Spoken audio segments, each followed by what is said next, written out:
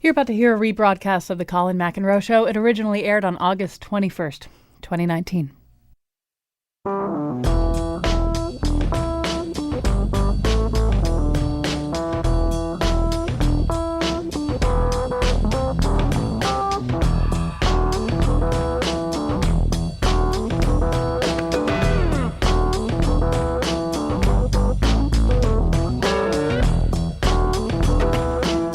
Today, we are going to be talking to George Takei, an actor best known for his role as Lieutenant Sulu on the original Star Trek, as well as a longtime human rights activist and spokesperson. He's the co-author right now of the just-released and on the New York Times bestseller list graphic memoir, They Called Us Enemy.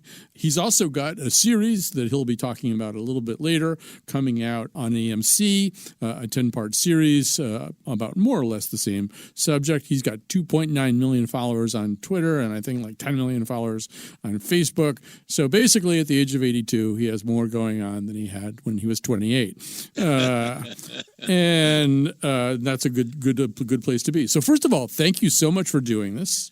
It's a pleasure. Thank you very much for inviting me. And we're not going to be talking about Star Trek today, although I would be remiss if I didn't say that in 1966 I was in 7th grade. So, I mean, you still appear in my dreams from time to time. I was such a perfect target audience for Star Trek. Well, I was your dream boy. Well, I wouldn't go that far, but maybe, who knows? So what we are going to be talking about is They Called Us Enemy. This is a graphic memoir. It is about a very upsetting time in your life and a very upsetting time, a very bad time in the history of America. I'm going to let you start out the story. The story begins with you as a child, I believe a child of 5, being awakened under frightening circumstances. Tell us what was happening. Yes, I had just turned 5 years old on April 20th, 1942, and it was a few weeks after that birthday that my parents got me up very early one morning, together with my brother, a year younger, he was 4, and our baby sister, who was an infant. And they dressed us hurriedly, and my brother and I were told to wait in the living room while our parents did some last-minute packing in the bedroom. And so my brother and I were just standing by the front window, gazing out. And suddenly, we saw 2 soldiers marching up our driveway. They carried rifles with shiny bayonets on them. They stomped up the porch and, with their fists, began pounding on the front door. It was a terrifying sound. The whole house seemed to tremble with that pounding. My father came out of the bedroom and answered the door, and literally at gunpoint, we were ordered out of our home. My father gave my brother and me small packages to carry. He hefted 2 heavy suitcases, and we followed him out onto the driveway, and we stood there waiting for our mother to come out. And when she finally came out, she had our baby sister in one arm and a huge duffel bag in the other, and tears were streaming down her cheeks. It was a terrifying morning that I can never forget. And this is all having to do with so-called Executive Order 9066. This is Roosevelt's executive order that gave the military broad powers to ban any citizen from a 50 to 60-mile wide coastal area stretching from Washington State to California and extending inland into southern Arizona. You're experiencing the beginning of the internment of Japanese Americans at this moment, right? That's correct. So, it might be worthwhile to just dial back a little bit and set the scene a little bit more and talk about who your family was. Your mom was a U.S. citizen. Your dad wasn't, but he was an Anglophile. You were named after King George VI. Is that correct? That's right. I was born in 1937, the year that King George VI was crowned. My father was born in Japan, a province called Yamanashi at the foot of Mount Fuji. But he lost his mother, my grandmother, paternal grandmother, when he was very young. And my widower grandfather decided he's going to seek new opportunities in the U.S. And so he came to San Francisco with his two boys. My father was the younger of the two boys. So my father grew up in San Francisco. He was reared there, educated there, and he always considered himself a San Franciscan. And he was very Americanized. He spoke English fluently, Japanese fluently, and so we were Americans. But when Pearl Harbor was bombed, hysteria, fear of another bombing on the West Coast would hit, and that fear, that hysteria, swept all across this country, and we happened to look different from the rest of America. We happened to look just like the people that bombed Pearl Harbor.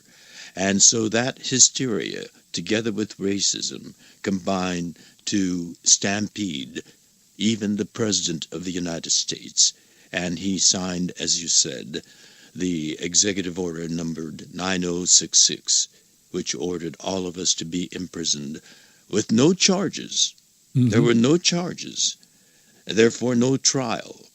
Due process, the central pillar of our justice system, simply disappeared. And the soldiers came to our home and rounded us up together with 120,000 other Japanese Americans from the West Coast and imprisoned us in 10 barbed wire prison camps in some of the most hellish places, most isolated places in the United States. We were, on February 19th, President Roosevelt signed the executive order, and the construction of the barbed wire prison camps began. But when we were rounded up, the construction wasn't finished yet. So we were taken to Santa Anita Racetrack, a glamorous racetrack where movie stars used to go and bet on horses. But that became a assembly center, was the term that they used. There was a chain-link fence around this once glamorous racetrack with concertina wires around at the top, and armed U.S. military men were guarding over us. It became a temporary internment camp where we were housed in horse stalls. We were herded over to the stable area, and each family of comparable size to ours, we were 3 children and 2 parents, 5 of us, and we were assigned a horse stall, still pungent with the stink of horse manure. But to 5-year-old me, I thought it was fun to sleep where the horses sleep. Right. And we showered where the horses were washed, outdoors. Men went first, and we went with our father, and my mother with the women's group later on. We were treated like animals. You know, I want to back up and just let people hear the beginnings of how that fear sounded. So you're going to hear actually the voice of Eleanor Roosevelt speaking to the nation in 1941. I'm speaking to you tonight at a very serious moment in our history. The Cabinet is convening and the leaders in Congress are meeting with the President. The State Department and Army and Navy officials have been with the President all afternoon. In fact, the Japanese ambassador was talking to the President at the very time that Japan's airships were bombing our citizens in Hawaii and the Philippines. By tomorrow morning, the members of Congress will have a full report and be ready for action. In the meantime, we, the people, are already prepared for action. So the first thing that happened that day, the same day that she's speaking, President Roosevelt signed a declaration that every adult Japanese citizen was considered an alien enemy who must abide by strict regulations, 8 p.m. curfew, couldn't travel more than 5 miles from home or work, couldn't get on an airplane of any kind, and assets, homes, farms, crops, farm equipment were eventually all seized by the government. In a kind of George Orwell style, George Takei, there was a bizarre argument that was made by a man who's actually gone down in history as kind of a champion of human rights, kind of a champion of the underdog, and that's Earl Warren, who eventually became Chief Justice of the Supreme Court. At the time, he's California's Attorney General, and he makes this remarkable claim that the reason to suspect Japanese citizens is because there was no reason Japanese to suspect American citizens. Japanese American citizens. Americans. Yes, Japanese American citizens was because there was no reason to suspect them. That was the reason to suspect them. Yes, he made the statement, we have no reports of sabotage or spying or fifth column activities by Japanese Americans, and that is ominous because we, Japanese Americans, are inscrutable, that stereotyping word. And so it would be prudent to lock us up before we do anything. So the absence of evidence for this Attorney General, the top attorney in the state of California, was the evidence. The absence of evidence was the evidence, and that justified locking us up. And even before the locking up, when you start to talk about people that way, when you start to talk about a certain group of American citizens that way, or any group of people who might be on American soil that way, you begin to open them up. You turn them into targets for harassment. I'm assuming that is something that happened to Japanese American citizens after they were classified as alien enemies. That's right. I mean, here at the Japanese American National Museum in Los Angeles, we have all these photographs of ugly graffiti painted on walls. Japs keep on moving. Japs, you don't belong here. Japs go home. And that's kind of an echo that we hear today of go home or lock her up. Mm-hmm. The slogan was, lock up the Japs. So we keep repeating history. And I wrote my autobiography in 1994 with this chapter of American history as the beginning of my autobiography. But still, to this day, I'm confronted by people that I consider well-read, well-informed people. When I tell them about my childhood imprisonment, they're shocked. Mm-hmm. And I'm shocked that they're shocked because I've been lecturing at universities all across the country. We've put on a musical on Broadway about the imprisonment of Japanese Americans. Allegiance, Allegiance, and the tragedy of that story. And I thought, the best way, perhaps, to reach or hope for the future of America is to make it a comic strip. Mm-hmm.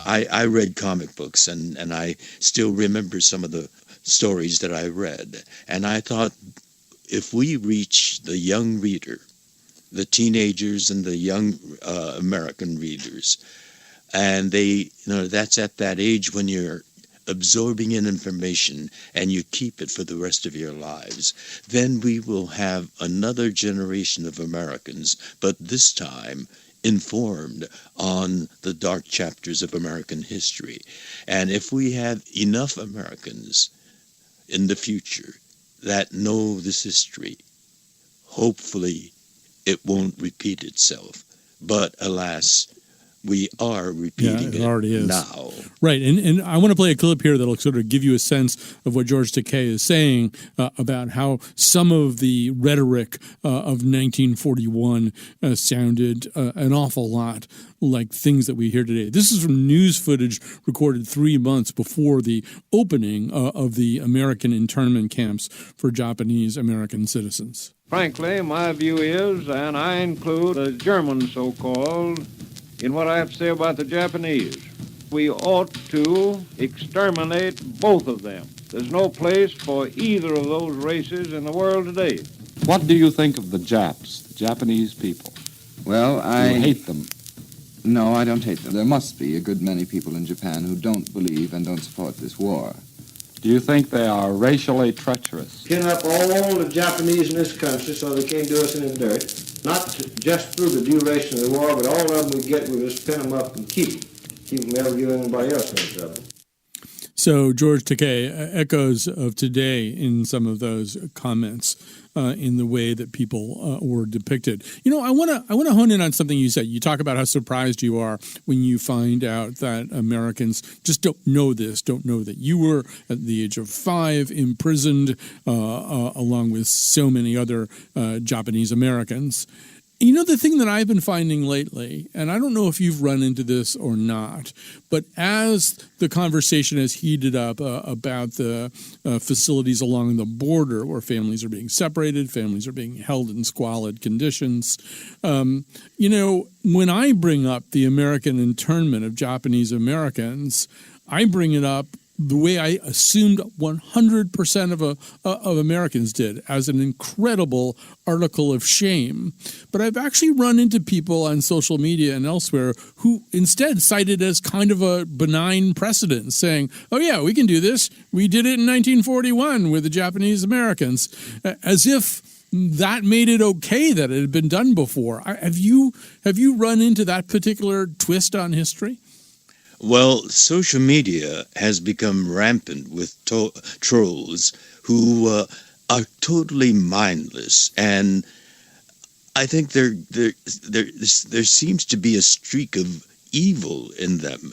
I can't believe intelligent people could say and do the kind of things that they say on social media. Yes, I've come across all of that still today. They say, you know, well, my father fought in the Pacific Theater, and the Japs did this and that. Well, we were Americans. I mean, they just can't draw that distinction. I mean, there are people, you know, America, the United States is a diverse country with people that have come from all over the world. All of us are descendants of immigrants at one point or another. My grandparents were the ones that came to the United States. And whether they came from Italy or Norway or Latin America, we're all from from somewhere else in the world. And that's our strength as Americans, our diversity coming together. And if we can work together as a people, united as a team, and taking advantage of our diversity, then we can be the ideal of what our founding fathers imagined. But we are fallible human beings. I want to tell people a little bit more about how these camps were depicted to Americans, and then have George Takei talk a little bit about what the reality of those camps are. So take a quick break and a deep breath. We're going to come back with George Takei to talk a little bit more about some of the stories contained in his newly released graphic memoir, They Called Us Enemies. He said the U.S. is looking for spies, so we have to live in a place called Manzanar, where a lot of Japanese people are. Stop it, don't look at the gunmen. You don't want to get the soldiers wondering if you're gonna run or not, because if you run then you might get shot. Other than that, try not to think about it. Try not to worry about it being so crowded. But someday we'll get out. Someday. As soon as war broke out, the FBI came and they just come to the house and you have to come. You're listening to a rebroadcast of the Colin McEnroe Show. It originally aired August 21st, 2019. We're back. We're talking to George Takei. You probably know him for his role as Lieutenant Sulu on the original Star Trek, as well as being a longtime human rights activist and spokesperson. He's got a new book out now. It's a graphic memoir of his childhood. It's called They Called Us Enemy. In a little while, too, he'll tell us about a new series coming on AMC that also talks about the American internment of Japanese Americans. Before we come back with George Takei, I want to play a clip from a 1942 Office of War Information Motion Picture Bureau propaganda film designed to alleviate concerns some Americans were having about how the Japanese Americans were being relocated. So in this film, you see, in this clip, you would see buses full of smiling Japanese families being driven to their happy new homes in these various camps. You see children playing, classes are being taught, men are working, everything is just wonderful. Here's what that sounded like. Now they were taken to racetracks and fairgrounds where the Army almost overnight had built assembly centers. Santa Anita Racetrack, for example, suddenly became a community of about 17,000 persons. Here they would build schools, educate their children, held church services, issued their own newspaper, organized nursery schools, and some made camouflage nets for the United States Army. At weekly community meetings, citations were given to the block leaders who had worked most diligently. Now, this brief picture is actually the prologue to a story that is yet to be told. The full story will begin to unfold when circumstances permit the loyal American citizens once again to enjoy the freedom we in this country cherish, and when the disloyal have left this country for good. In the meantime, we are setting a standard for the rest of the world in the treatment of people who may have loyalties to an enemy nation. We are protecting ourselves without violating the principles of Christian decency. So, George Takei, you already talked about Santa Anita, which is mentioned in that clip, that you were basically living in horse stalls and taking showers in the horse paddock. But much like what we're hearing along the border these days, this is not a sanitary way for people to be living. It's much easier for sickness to spread in an environment like that. So what happened to your family? Did you guys get sick? As a matter of fact, I do remember getting sick, but we were in horse stalls, and my parents had to go for some meeting or whatever, and so they had our neighbor lady in the next stall.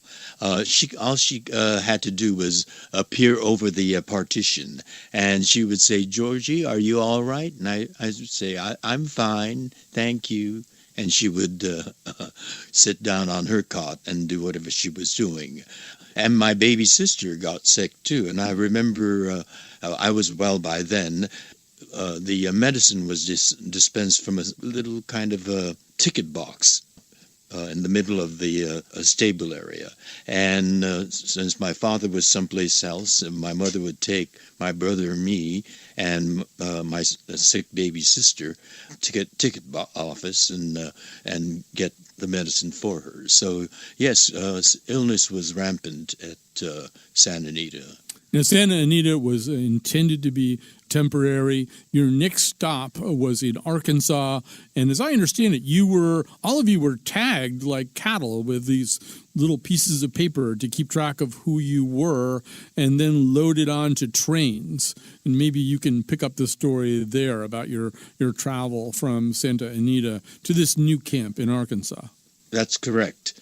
We were tagged. We had to wear the tag all the time, and we were put on trains with armed guards, sentries at both ends of each car, as if we were criminals. They treated us like animals, or on the train like criminals. And occasionally, it'd be a boring job for them, so they had to maintain that parade rest position, but they would occasionally move and thump their rifle on the floor, and we got used to it. And my father told us that we were going on a long vacation, and so I thought everybody went on vacation to a place called Arkansas with armed escorts. But whenever we reached a town on the way, then the shade had to be drawn. We were not to be seen. But I remember, I was a curious kid, and I was right by the window. And so when my mother wasn't looking, I'd shove the shade up a little bit and to look outside, because I heard wonderful sounds, trolleys being rolled across, or people talking and laughing. But whenever we got caught, my mother would slam the shade down so that the guards wouldn't catch us. But I thought this was normal. I thought this was the way people went on vacations. And it was, what did my mother always chant? 4 days and 3 nights. 4 days and 3 nights to get to the camp. And when we arrived at the camp, the train tracks ran right alongside the barbed wire fence. And there were already people there, and my mother recognized a few people, and she waved at them. And the guards were shouting out the name of the camp, which was Rower, R-O-H-W-E-R. But to me, it sounded like roar, roar. I thought they were pretending to be lions, and I thought, isn't that silly, these guards roaring like lions? So it was a parallel experience that I had, totally different from that of my parents. The same experience, but parallel experiences. And may I read one part which captures that difference? My bright, sharp memories are of joyful times of games, play, and discoveries. Memory is a wily keeper of the past, usually dependable, but at times deceptive. Childhood memories are especially slippery, sweet, and so full of joy, they can often be a misrendering of the truth. For a child, that sweetness, out of context and intensely subjective, remains forever real. I know that I will always be haunted by the larger, vaguely remembered reality of the circumstances surrounding my childhood. This was written originally for my autobiography, which was published in 1994, but I share it again in this graphic memoir where we tell the story of my childhood imprisonment from the eyes of an absolutely irresistibly adorable 5-year-old me.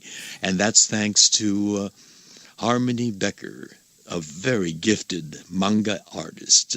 She captures emotions on a face with a dot and a swoop of a line or a squiggle here.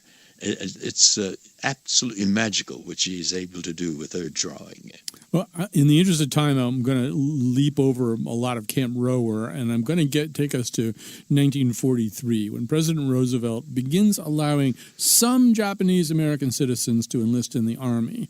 But a very fateful questionnaire was issued to all the interned Japanese American citizens, asking in particular 2 questions that would very much affect their destinies. The questions are often, in retrospect, regarded as somewhat confusing, ambiguous, difficult to answer one way or another, but they were yes and no questions. Question 27 asked if Japanese American men were willing to serve on combat duty wherever. No, everyone, not just men. Everyone over the age of 17, man or woman, 17 or 87. If they would be willing to serve in other ways, such as serving in the Women's Army Auxiliary Corps, all that kind of stuff. And I'll have you summarize what question 28 said, George Takei. Question 28 was one sentence with 2 opposite ideas. I'm going to paraphrase, but this is the essence of the 2 ideas in one sentence. It asked, will you swear your loyalty to the United States of America and forswear your loyalty to the Emperor of Japan? The Emperor of Japan. We're Americans. My mother was born in Sacramento, California. My father was born in Japan, but he was brought to San Francisco as a child, and he's always considered himself a San Franciscan. And we never had a loyalty to the emperor. But the government assumed presumed that we had an inborn racial loyalty to the emperor, which was insulting. So if you answered no, meaning I don't have a loyalty to the emperor to forswear, that no applied to the first part of the very same sentence. Will you swear your loyalty to the United States? If you answered yes, meaning I do swear my loyalty to the United States, then that yes applied to the second part of that sentence meant that you were confessing that you had been loyal to the emperor and now were prepared to forswear that loyalty and repledge your loyalty to the emperor of Japan. This was an ignorant question that the Japanese American took as deeply offensive, insulting. So your parents answered no because of that? And it was preposterous. And the consequences were huge. They were reclassified as disloyals. Your family was transferred to a much more militarized camp in California, a notorious place called the Tule Lake Relocation Center. You know, we've avoided, because it's so controversial, the term concentration camp in this conversation so far, but it's not much of a stretch to call Tule Lake a concentration camp. This was a highly militarized facility where you were truly treated as enemies at this point. Let me define the word concentration camp according to the dictionary. It's the concentrated imprisonment of people that have in common a heritage or race or culture or faith for political purposes. That's the definition of a concentration camp. And so all 10 of the prison camps that we were imprisoned in were concentration camps. People conflate that with that word with the Jewish Holocaust in Europe. That is a whole different kind of camp. They were concentrated not for political purposes, but the intent was a systematic program of a campaign of annihilation of a people. They were death camps. They were extermination camps. Concentration camp becomes almost a euphemism when used in the context of Holocaust. We, Japanese Americans, were imprisoned in concentration camps, but to really underscore the militarized nature of Tule Lake, the segregation camp for disloyals. It had 3 layers of barbed wire fences and a half a dozen tanks patrolling the perimeter to intimidate people who were goaded into outrage by, the series of outrages, and the loyalty questionnaire coming a year into imprisonment was really beyond rationality, because right after Pearl Harbor, young Japanese Americans, like almost all young Americans, rushed to their recruitment centers to volunteer to serve in the U.S. military. This was answered with a denial. They were denied military service and categorized as enemy aliens, and then imprisoned for a year until the government realized that there's a wartime manpower shortage. And here were all these young people that they could have had, but they had been classified as enemy aliens. How to justify drafting people out of a barbed wire prison camp? Their solution was this ill put together loyalty questionnaire. And there were thousands of young people who were so determined to prove their loyalty that they bit the bullet, swallowed that ugly taste, and answered the questions as they thought the government wanted them to. And they answered with yeses to those 2 offensive questions. And they went to fight in the military. They were put into a segregated all-Japanese American unit and sent to the battlefields of Europe. And there they were literally used like cannon fodder. but they fought with incredible courage and indeed heroism, and they sustained the highest combat casualty rate of any unit of its comparable size. When the war ended, they came back to the United States as the single most decorated unit of the entire war, the 442nd Regimental Combat Team, the segregated all-Japanese-American unit. And they were welcomed back on the White House lawn by President Harry Truman, who said to them, "You fought not only the enemy, but prejudice, and you won."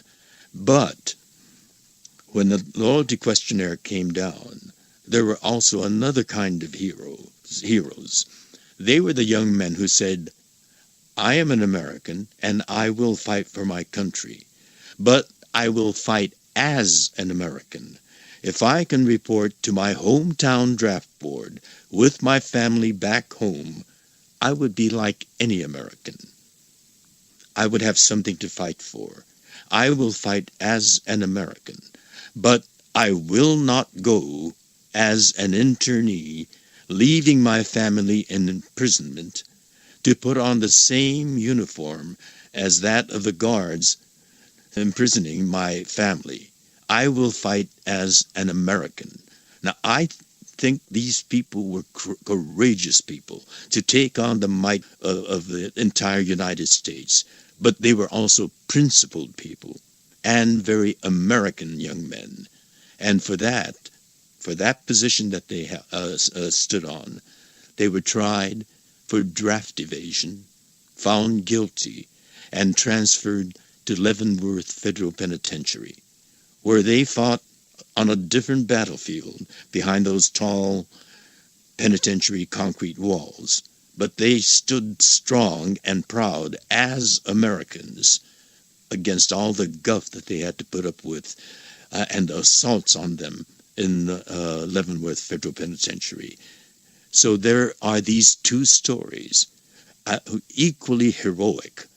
One fighting for this country on those battlefields and sacrificing so much, and the other fighting behind federal penitentiary walls for the very principle of what America must stand for.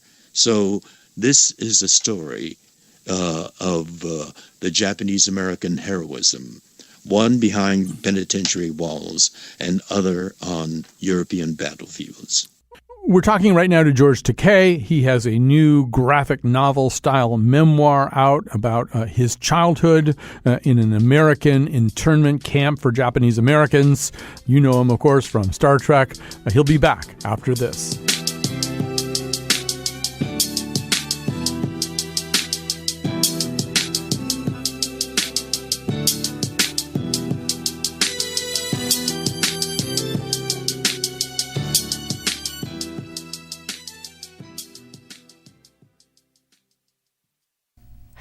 You're listening to a rebroadcast of The Colin McEnroe Show. It originally aired August 21st, 2019. Today's show was essentially a special project entirely put on the air by producer Josh Nalea. The part of Bill Curry was played by William Shatner. We think we know what tomorrow's show is. I'm going to be honest with you, okay? I'm taping this, I don't know, it's like a week back in time. This is a quantum experience I'm having right now. So I think I know what tomorrow's show is.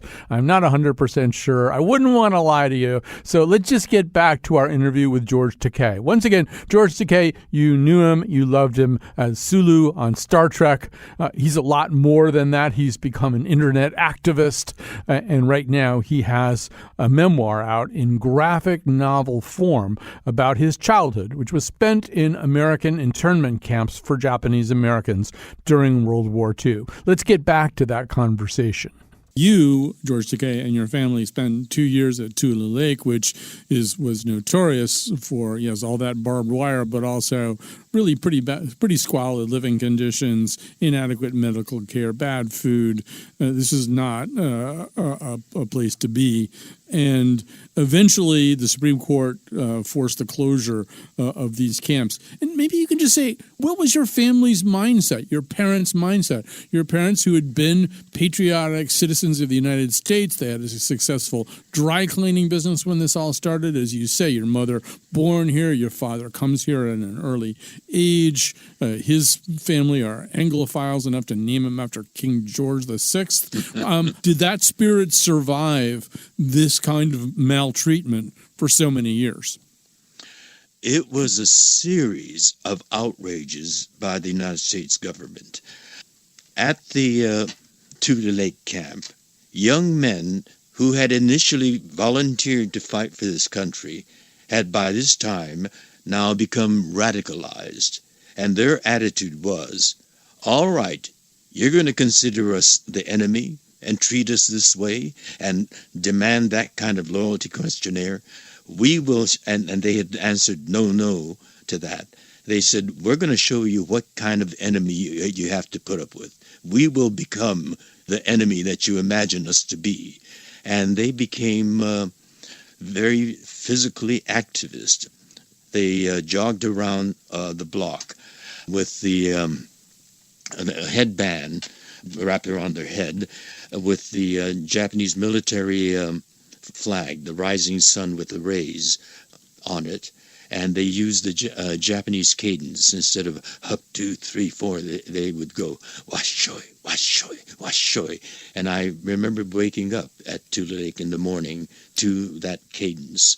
And then, of course, the jeeps would come roaring in to break it up, and they were scattered into the barracks. So it was a very intense, militarized environment, both on the part of the guards as well as the internees. And Congress became very frustrated with that. And so they said, all right, if you're going to be so Japanese, then we're going to give you the right to renounce your citizenship. They were all, American born.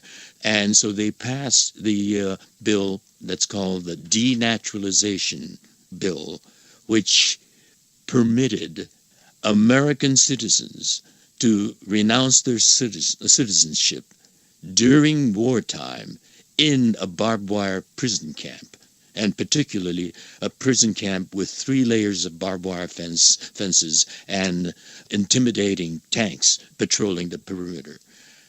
That in itself is an outrageously un-American act. So these radicals acted on it and they renounced their citizenship. But that was only a few, and Congress wanted more people to renounce. And so to really intimidate the people imprisoned at Tule Lake, they announced that in 1944, when the war was still raging, they're going to close down Tule Lake. They're going to let out all of the internees. There were rednecks taking pot shots at white people driving in to visit us in the internment camps.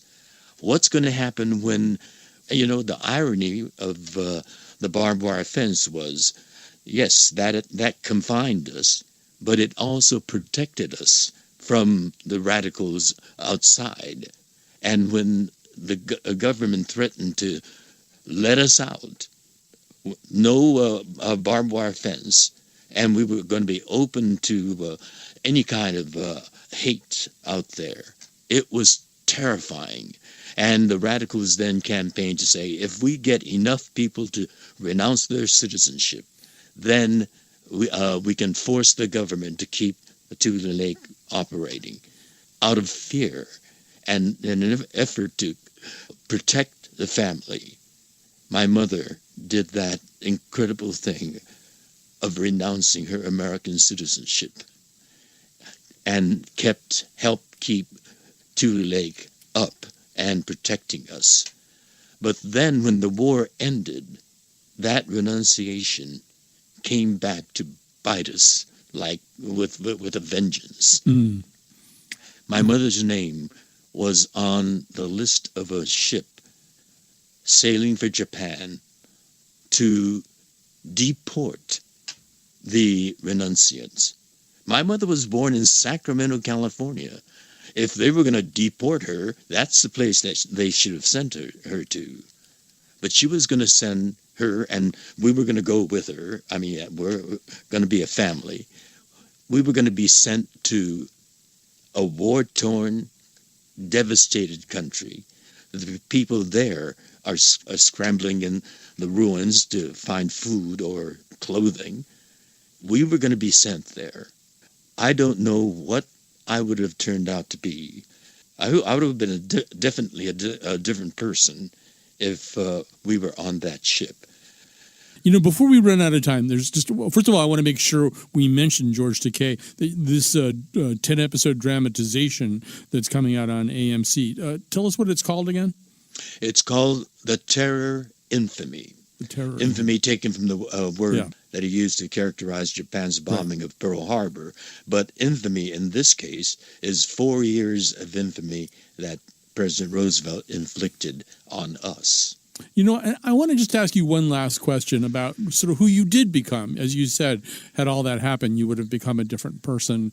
You've become obviously passionately political. You're still passionately political on a daily basis. But I also just want to mention that, okay, 1966, I'm this dopey seventh grader watching Star Trek. You're probably the first Japanese person of Japanese ancestry that I see on TV who's not in a war movie. I mean, you know, in terms of representation of Japanese people, Japanese American people, you know, I don't think there was much other than as former enemies.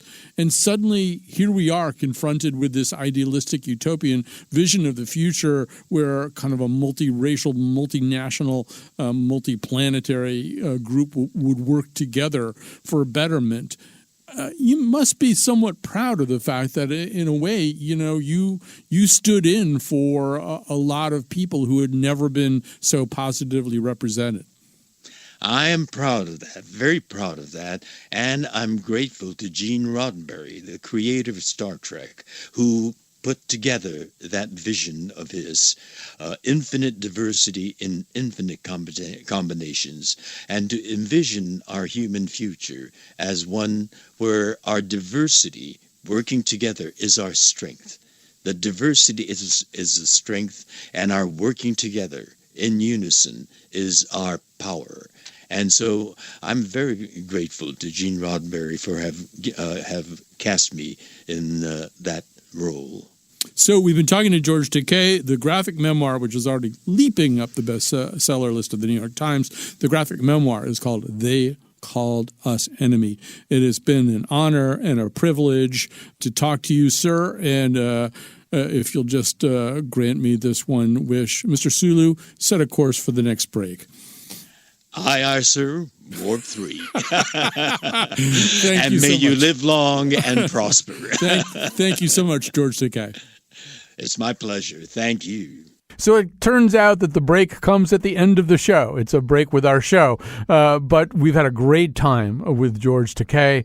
Thanks very much to Josh Nalea, the producer who set this whole thing up. And one of my childhood dreams has been fulfilled. How many days can you say that? Come back tomorrow for whatever it is we're doing. And I am not a criminal.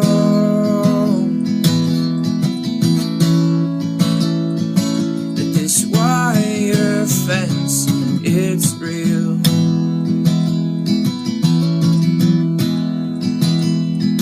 And I 10710.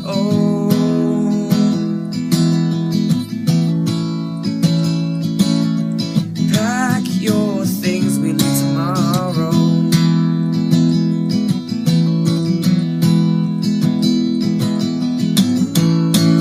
They say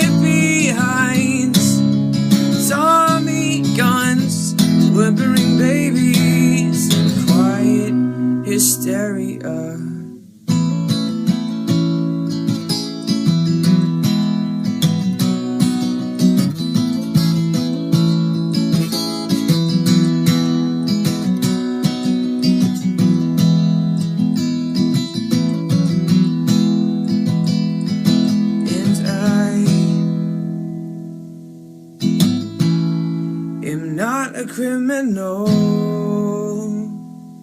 but this wire fence